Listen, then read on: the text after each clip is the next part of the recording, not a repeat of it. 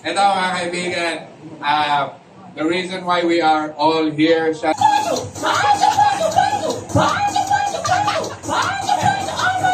Pinagagawa nila. Tapos naman dyan. Yo, CS de la Peña, ang mga pamaduday ng Morong Rizal, ng comedy crew. Dito ako ngayon sa San Pedro, Laguna para sa isang stand-up comedy. Sulit ko basta yung set ko. Sobrang napagod ako ngayong araw. Hindi ako makapag-kwento ng tuloy-tuloy, pero mamaya pa uwi. Habang nakamotor na lang magkwentuhan tayo. Pero dito ako sa Capri Island Cafe sa San Pedro, Laguna. Dito merong stand-up comedy show or open mic. Ngayon nagsiset na si Chris Hunio. Tapos na yung nakapag-set na ako kanina. Tapos na rin si David tsaka si Rex. Siyempre lahat yan. Mga galing ng comedy crew. The comedy crew. Tsaka si Sausage Mahiro dito. Silipin muna natin yung lugar. Tapos tsaka tayo magkwentuhan pag pauwi na ako. Hulas na hulas. May tinggyawat na ako. Daming kong pinagdaanan kanina. Basta ako, ganito ko na lang habang nasa pauwi tayo. Silipin na lang muna natin yung lugar. May mga fans po ng Bini, meron ba? Wala, dahil sa Churod. Pero alam nyo yung Bini, pwede natin silang maging solusyon sa away traffic. Away traffic. Kapag halimbawa, Yo, nandito na tayo sa baba. So matagal pa hinintay namin sa taas bago kami umuwi. Pero kung nakikita nyo yung 4th floor, nandyan yung Capri Art Island. Capri Island Cafe. Yan, 4th floor. At ngayon, pauwi na. Ang ganda ng show. So samahan nyo ako. At sabi ko nga kanina, magkukwento ako ng mga experience natin kaninang habang papunta.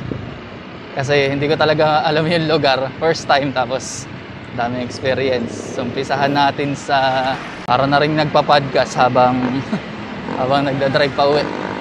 Kasi para hindi rin antokin.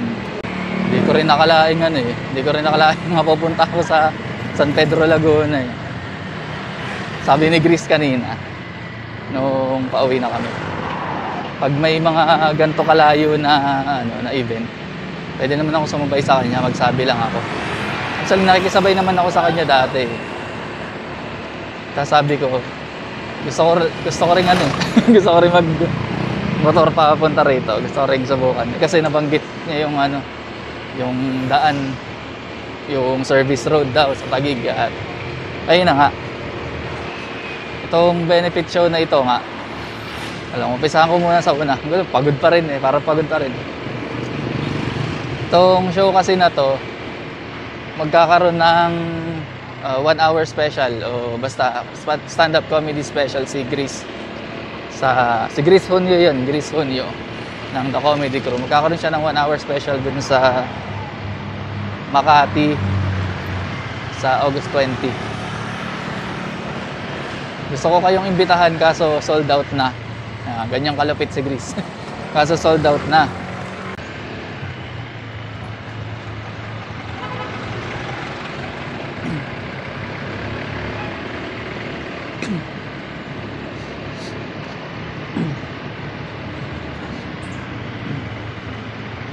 Ayun yung San Pedro. Hindi ko alam kung nakita sa camera. Arko ng San Pedro. Hindi arko parang landmark talaga siya ng San Pedro, Laguna. Hindi ko na-videohan kanina.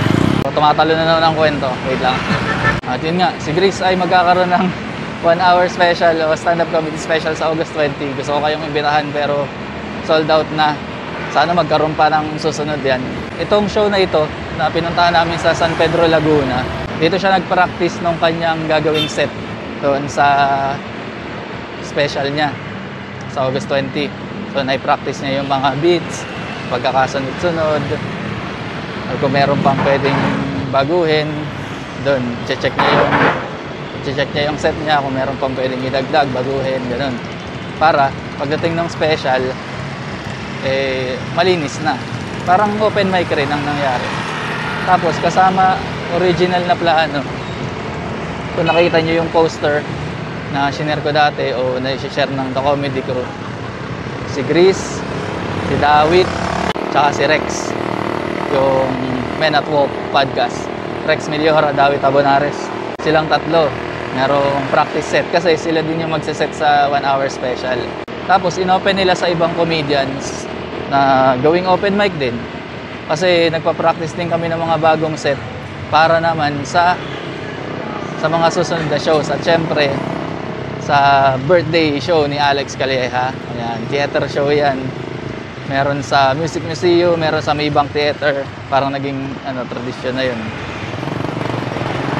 Kada birthday ni Alex, nag-special siya. Tapos kumukuha siya ng mga opener from the comedy crew.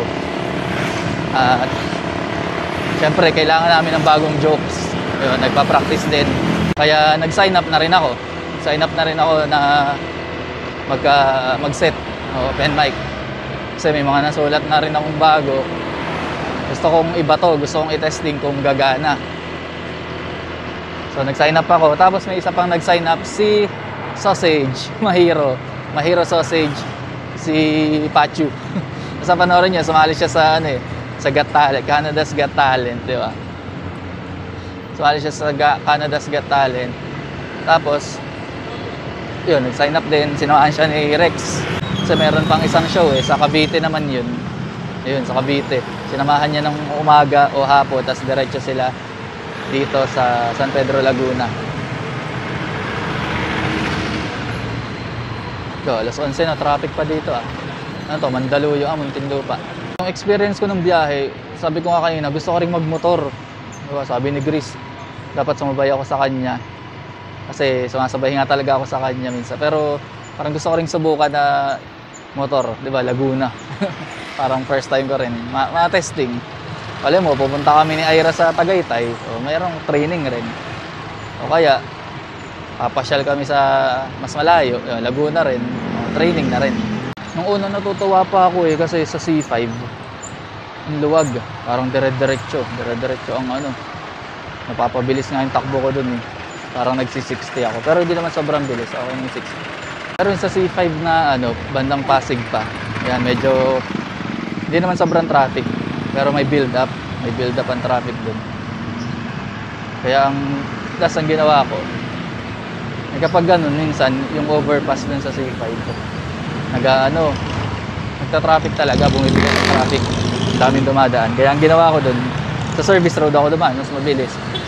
So, mas din, parang tips.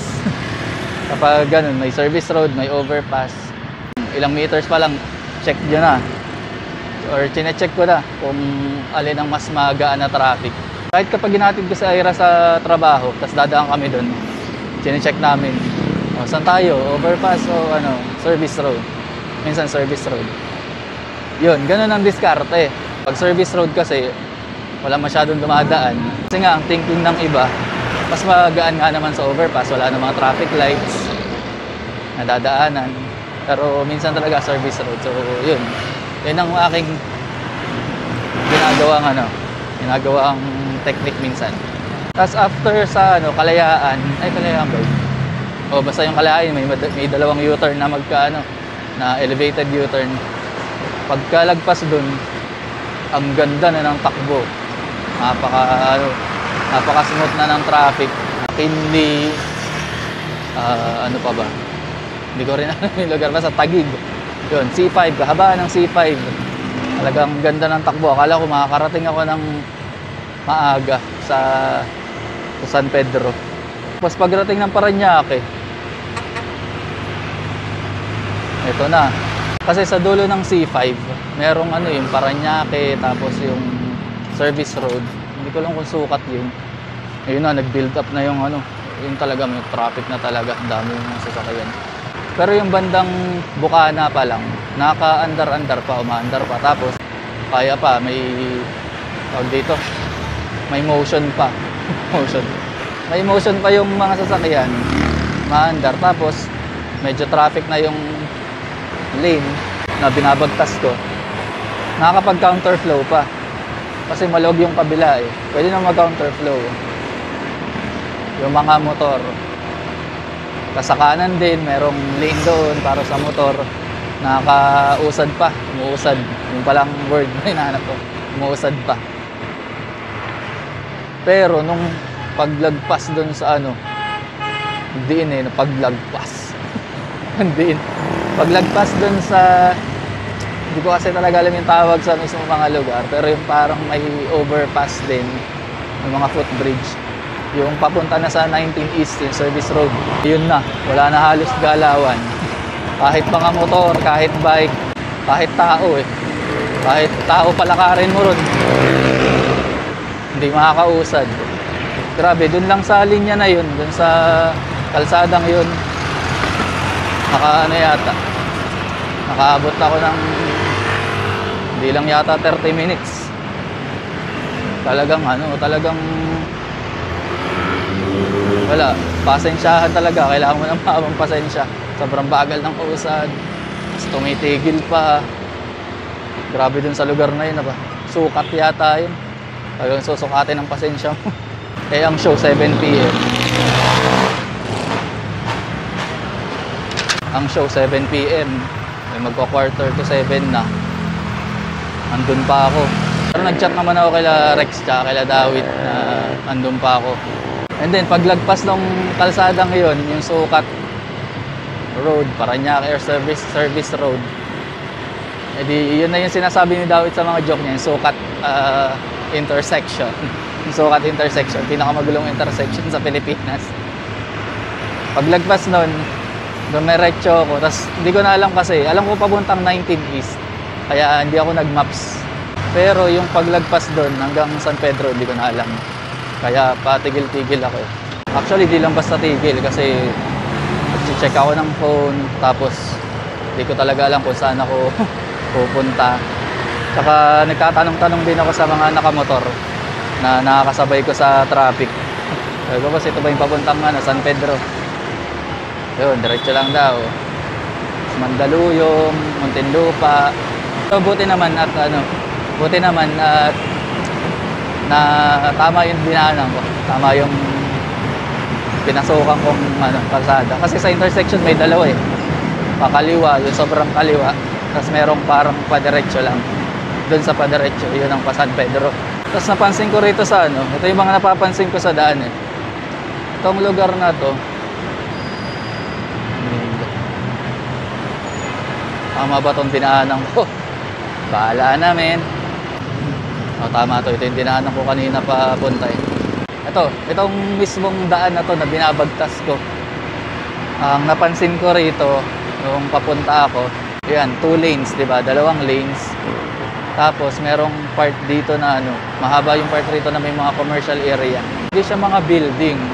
Pero kumbaga mga tindahan, maliliit na tindahan, may mga shops, mga talyer. Yung parang nakikita natin sa normal na kabayanan. Pag napupunta ka sa isang bayan, poblasyon ba tawag ron? Pagka yung nasa mismong loob ka ng bayan, ganyan, maraming establishment, tapos merong 2-way na kalsada, tapos sa kabilang side ng kalsada,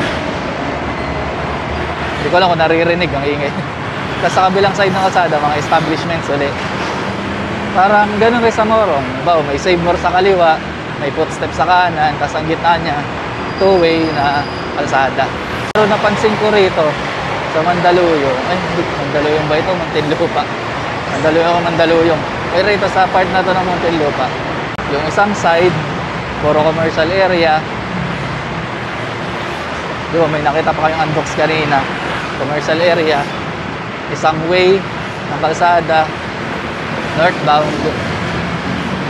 Ang sunod,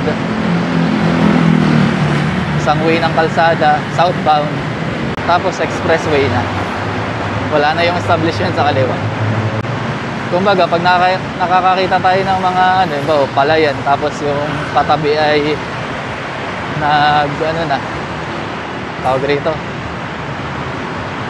umasenso, may asensado na part, may field, tapos yung kabilang side ay industrialized, so may mga bahay-bahay, parang ganyan. Pero ito modern na, parang commercial area na siya, tapos biglang tinayuan ng biglang nagkaroon ng expressway. Grabe, traffic pa rin. So yan, ganyan, commercial, may 7-Eleven, tapos may gantong daan, tapos yung katabi expressway. Grabe, traffic pa rin. Wala. Parang wala na yatang pinipiling oras ito ah. Ganda lang kapag yan, medyo nakaka-overtake tayo ng paisa-isa. Wag naman yung garapal. Talagang sasakupin na natin ang kabilang lane. Isa-isa lang. So, dapat safe talaga. Sabi nga ni Ira, kahit matagal ako makauwi, basta safe. Tapos nasa na ba yung kwento ko? Ayun, sinundan ko lang yung mga motor. Kasi maraming napapasok sa nakikita ko sa Facebook. Maraming napapasok sa expressway. Kaya sinundan ko lang yung mga motor. Saan sila pupunta. Hindi ko alam, pagdating ng Muntinlupa, Alabang, may mga sanga-sanga pala yun. Tapos merong akong pinuntahan, kumanan ako. Parang napasok ako dun sa Barangay Hall yata yun. Tapos may na-discover ako. Alabang pala ay barangay ng Muntinlupa. Para siyang ngayon ko lang nalaman yun. Hindi ko alam yun. Akala ko Alabang siya, city. Yun pala, part siya ng Muntinlupa City, Barangay Alabang. Para siyang Cubao, Novaliches. Part sila ng Quezon City. Pero hindi na sinasabi yung barangay. Nakasanayan na lang yung pangalan. Cubao, Novaliches. Hindi siya Barangay Cubao, Barangay Novaliches. Ito, Alabang. Alabang na lang, hindi na siya Barangay Alabang. Nalaman kong Barangay Alabang siya kasi nakasulat talaga. Nakasulat yung Barangay Alabang. At rito pala sa part na to, walang rito. Wow, usok. Yee! Dito sa part na to, walang signal lang dito. Nahirapan akong mag-maps kanina. Kahit dun sa Alabang, Muntinlupa, nahirapan ako. Kaya patigil-tigil ako eh. Mas mali pala ang liko ko dun. Nagkamali ako ng likuan dun sa may Barangay Hall. So ang ginawa ko, parang umikot ako. Hindi naman ikot, pero may konting lang. May lilikuan ka lang dun para makabalik ka dun sa service road. Buti na lang ganun, hindi yung malayong-malayo na U-turn. So lumiko lang ako dun, tapos habang nandun ako, may mga pa rin, may mga pasikot-sikot pa rin. Kaya nagtatanong-tanong ako sa mga tao. Meron ako napagtanong ang isang naghuhugas yata, nagtitinda siya, tapos naghuhugas ng mga gamit. Sabi ko, ito po ba yung papuntang San Pedro? Yan, diretso lang daw. Tapos meron akong, pag diretso ko, punta akong Petron. May napagtanungan ako. Tapos mula dun sa part na yun, 20 minutes, mula rin sa Petron na yun, ang aking tatahakin pa papuntang kasi Muntinlupa pa rin yun. Hindi ko naman alam, yung 20 minutes na yun, matagal rin. Ang haba pala ng Muntinlupa. Parang hindi ko alam kung naliligaw-ligaw na ako eh. Kasi hindi mo alam kung pabayanan o expressway yung tinatahak mo. Pero isang sign na nasa kabihasnan ka na. Pag nakakita ka na ng chapel ng Iglesia ni Cristo. Kung may nakita na akong chapel ng Iglesia ni Cristo, sabi ko na to, kabayanan na to. Parang di na ako maliligaw. Pwede na maraming tao, parang ganun. Pwede siyang gawing rin eh. Parang naging landmark na rin eh. Tapos, tsaka may mga establishments na rin naman. O baka sabihin nyo, nagka-counterflow ako. O, tama naman. Hindi, naman yan, solid white line. Ibig sabihin, pwede ka mag-counterflow or overtake as long as it's safe. Kaya mga kasalubong naman natin, mga motor eh. Diba? Hindi naman natin kasalubong ay mga truck. Baga, magbibigayin talaga yung mga motor eh. Tsaka kahit kotse siguro, tas kasya naman yung space. Basta safe, yun lang naman yun. Safe tayo. Huwag yung talagang may kasalubong na mabilis, tas sasalubong tayo. Huwag. Yun ang hindi ko ginagawa. Kaya sinigurado ko munang walang malaking sasakyan na kasalubong. Kaya tayo nakadiretso. Ito na, 19 East. So ito yun. Ito ba yun? Mali yata ako ng pinasukan hindi, doon pa sa kabila. Wait lang, kailangan ko tumabi. Parang mali itong nadaanan ko. Mag-u-turn yata ako. Yeah boy, wait lang. Ano lang tayo. Oops. Dito, mali ito, mali. Ayun, mali nga. Dapat gaganon. Dapat pala dumiretso ako. So, kaliwa, tas kanan. Tapos diretso na. Okay, let's go. Wait lang. Unang kaliwaan, kakaliwa. Dapat pala dumiretso ako dun. Oh. Saka, ayan o, stroll na rin. Stroll. Tapos yun pala, dinaretso ko lang yung Muntinlupa. Hanggang marating ko yung San Pedro Laguna. Nakita ko yung tawag rito. Yung parang arko nila na may manok ni San Pedro. Yun pala yun. Kaya talagang hango talaga sa San Pedro. Tsaka alam ko nasa San Pedro na ako kasi nakakita na ako nung lechong manok. Kasi lechong manok ni Senyor Pedro. Nakita ko. So, sabi ko, ay, nasa San Pedro na ako. Matik na ito.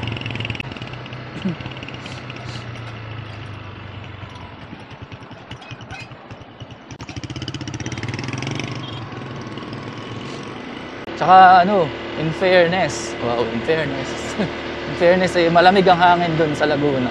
Parang naramdaman ko yung lamig dun sa dun sa hangin. Nung nadaan ako sa Laguna, malamig talaga. Tapos diretso lang, pero patigil-tigil din kasi yung Capri, hindi ko alam kung nasaan talaga. Parang pa-check ako ng maps. Buti may signal lang dito, buti naman. Pa-check ako ng maps ko dun. Dito pala dapat tayo dadaan. Antayin natin antayin natin na free. Safe. Huwag tayong yung matapang. May mga matatapang kasi pag lalabas ng ng mga ganun, mga intersection, ingumuso talaga yung mga sasakyan. Yun yung nakakaiyamot parang walang parang di marunong.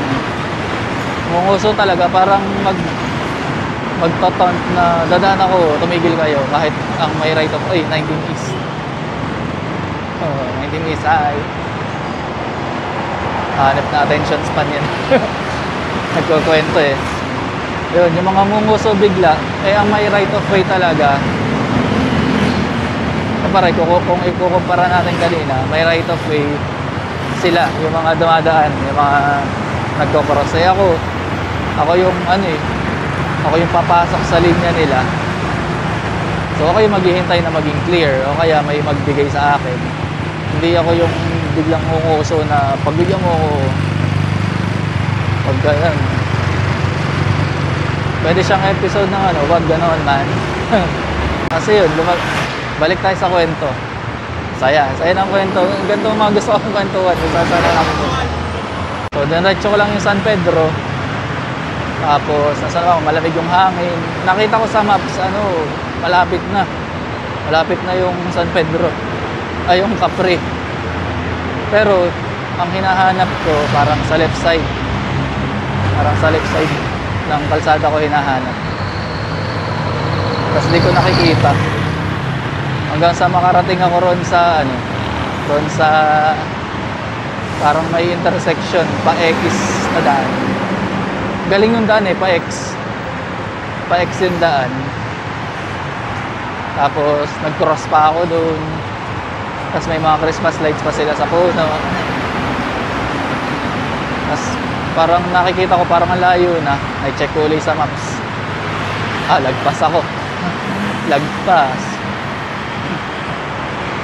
Kasi ito malupit.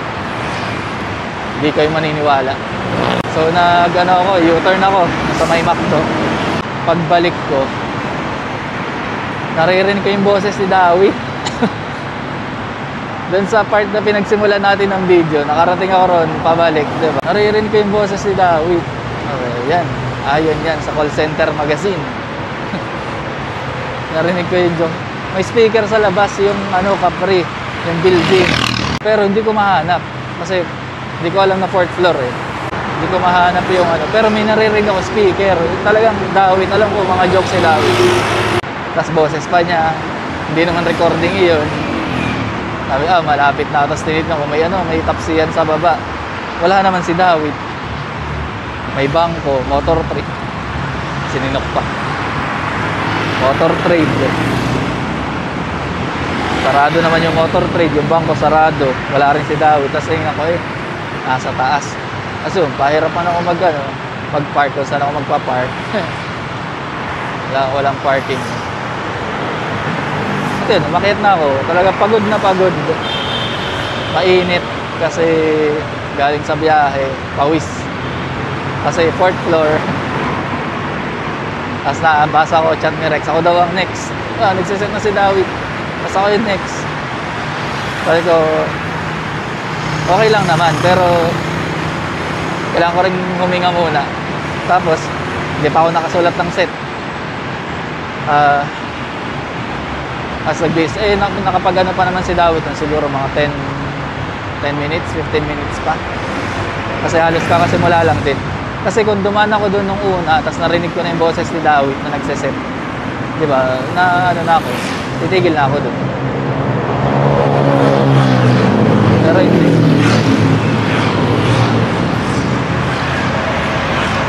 Siguro yung set ni Dawit, nasa 3 to 5 minutes pa lang yung part na yun.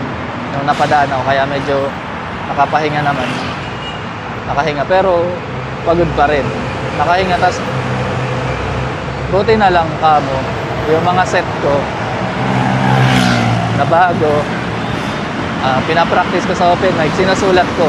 Siyempre, lahat ng comedian nagsusulat.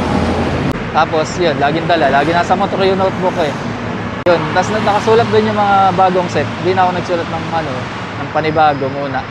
Yun na lang, tapos kumuha ko ng mga lumang jokes para mas mapahaba yung set ko. So, after, 10 minutes siguro, ako na nag-set. Dapat pagbibigyan pa dapat ako ni Rex. Sabi ni Rex, ikaw muna ako. Kaso hindi pala pwede yun kasi double headliner pala, Grace Hunyo at Rex Meliora. Tsaka ko rin naman parang late rin ako kaya ko yun, akong may dun, sala ako dun. Kaya sige, set tayo. Usually kasi 1 hour before ng show dapat nandun na sa venue. Kaya lang talagang hindi ko na-anticipate yung sobrang traffic dito sa service road na ito. Dito mismo sa kanilalagyan ko. Hindi ko na-anticipate. Ayun, 1 hour before naging 15 minutes, 5 minutes, 10 minutes late. Actually hindi, kasi 8 PM na rin yata yun. 7 PM yung nasa poster. Tapos ang bala ko dun, kapag hindi ako umabot talaga, manonood na lang ako. Pero buti na lang, kakasimula pa lang ni Dawit nung time na yun. And it was a great night, great show. Nakapag-practice ako ng bago, nakapag-practice sila ng bago. Yan ang maganda din sa mga ganito. Tapos may okay din yung mga tao, receptive din sa jokes. Natutuwa naman sila, natatawa naman. Kaya maganda. So nagplano sila, baka may susunod pa. Pero ibang naman, tawag rito. Parang may music naman. Yan, tapos may art. Yun ang maganda kasi ito palang Capri Island Cafe. Tapos, di ba, lang siya, 150 dapat yung 150 dapat yung door. Tapos naging open mic siya. Tapos naging benefit show. Ayun pala, hindi ko pala nasabi kanina. Naging benefit show siya na yung makukolektang pera, kasi naging pay what you can. Yung makukolektang fund bibigay sa, basta may pinagbigyan sa gift CS de la Peña. may yung mga nabaha na, yung mga nasa evacuation center. So parang pinaplano na sana once a month may mga ganong event for a cause. Meron kayong extra, tapos gusto niyo makatulong, tapos gusto niyo rin mag-enjoy. Yun, maganda yung mga ganong event. Punta kayo sa mga ganong event. Siyempre, lalo pag stand-up comedy. Tapos yung Capri Island Cafe, vegan, siya? Vegan, na lugar. Tapos nakita nyo naman sa mga video, di ba, pinakita ko naman kanina. Pinakita ko ba? O ngayon ko na lang ipapakita. Makikita nyo naman sa video na napaka artistic. Talagang makikita mo yung ano. Ganito yung mga lugar, yung para kang nasa, hindi siya typical na cafe. Yung mga aesthetic na ano, na pang modern. Kumbaga may mga nililok na kung ano-ano, may mga paintings. Yan, naalala ko tuloy yung pinupuntahan namin dati, Bjork. Sa Morong, sa Baras naman yun. Doon lagi may pa-event. Yung Kuya Jig. Tropa nila Kuya, nila Dico. Doon may mga event. Parang ganun, Bjork siya. Napunta na siya sa nasa Sampaloc, Tanay na. Siya, Paseo. Ayan, mahilig rin kasi mag-collect si Kuya Jeg ng Kuya Jeg, yun yung may-ari. Pamilya nila. Ewan ko kung nakikilala pa niya ako. Pero yun, pag yun sa Bjork, may mga nililok, may mga, ang tawag doon, may mga bulol. Bulol ba tawag doon? Tapos kung makikita nyo naman itong Capri, di ba? Kung makikita nyo itong Capri Cafe, sa hagdan pa lang, dami ng artworks. Meron pang akong meron pang nakitang jigsaw puzzle. Tapos shout out kay Sir Ash, yung may-ari ng lugar. Pinakain pa kami, sarap ng pagkain, vegan nga. So may mushrooms na para siyang chicken skin na prenito, di ba? Yung gano'y itsura pero mushroom. Tapos meron pork and beans. Hindi ko lang kung pork and beans. Basta may beans. Basta yun, may mga beans. Basta siya, vegan, hindi siya, walang karne kahit ano. Basta ang galing nung lugar. Talagang mabubuhay ang pagiging artist mo.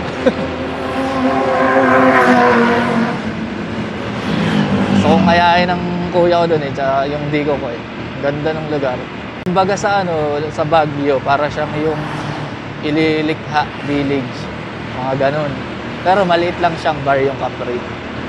At hindi siya ganun karami na, hindi naman sobrang dami, pero may enjoy mo na rin yung mga mga naka-display. Yan, shoutout kay Sir Ash, yung may-ari. Astig, talagang siya, open siya sa mga sa mga for a cause na event. Kaya sana sa mga susunod na event, kung mapapadpad kayo sa San Pedro Laguna, kung sa may makakarinig nito, na nasa San Pedro Laguna kayo, mga Tagig, malapit lang daw ang Tagig, isang sakay lang. Basta yung mga pagka may event, sana kayo. Sana magkita-kita tayo doon. Solid. At bilang panapos, hindi pa pala. Siyempre, gusto ko talaga kayong invite sa mga show ng The Comedy Crew. Sobrang daming pasal ng... Ayun, saan tayo? Side.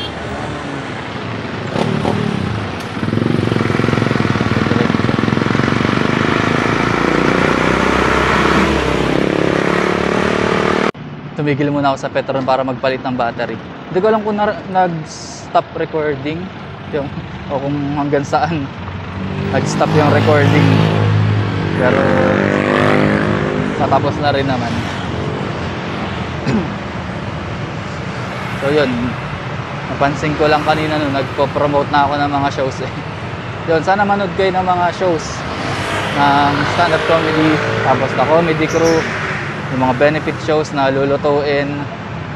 Lalo kasi mahilig ding mag-promote ng shows or mag-produce ng show si Rex ng mga ganun. Support natin yung mga for a cause.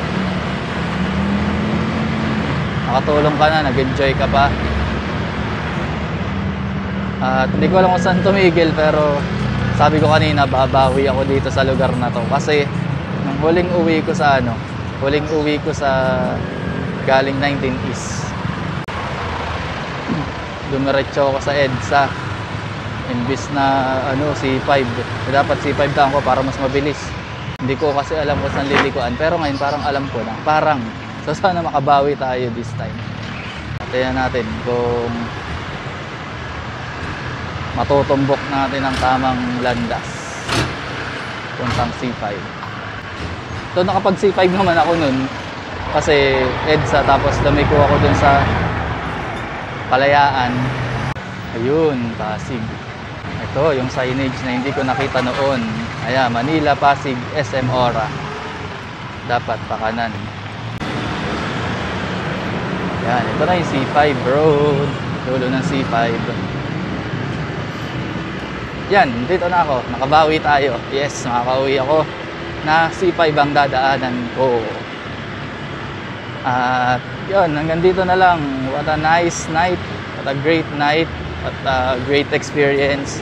Magiging memorable experience. Nagmotor papuntang San Pedro Laguna para mag stand-up comedy. At yung mga nalikom ay naitulong. Galing eh. Hindi siya ganun kalaki yung nalikom. Hindi naman siya thousands of pesos. Pero makatulong na rin sa so yun.